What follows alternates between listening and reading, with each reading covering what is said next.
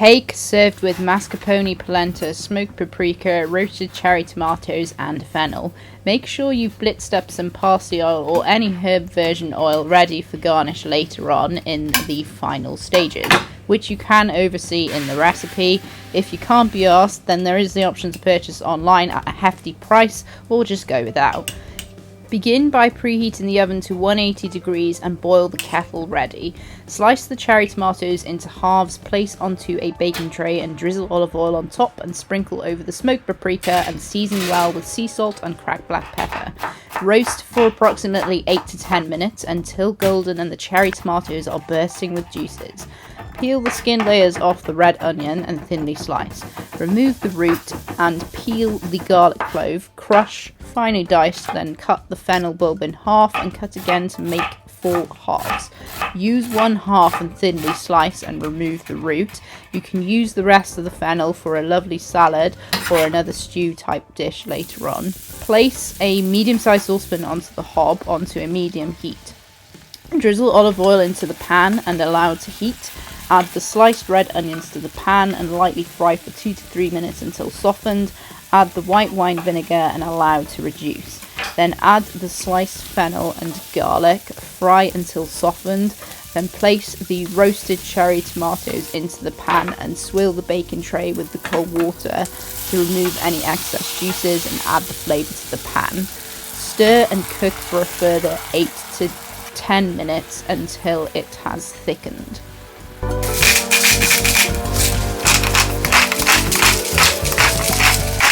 Hake is a flaky, mild-tasting fish similar to cod but more delicate on the palate.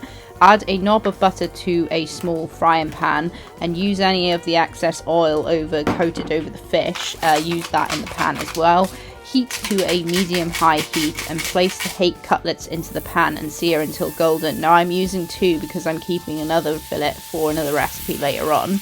Then place into the oven and bake for 6 to 8 minutes. Test the fish is cooked by using a knife. Insert the tip of the knife into the thickest part of the fish for a few seconds, then gently press the knife tip against the side of your hand underneath the thumb. If the knife is warm, the fish is ready. If it's still cool, it needs more cooking time. Now obviously you can use a probe, but this is just a tip to do in your own home.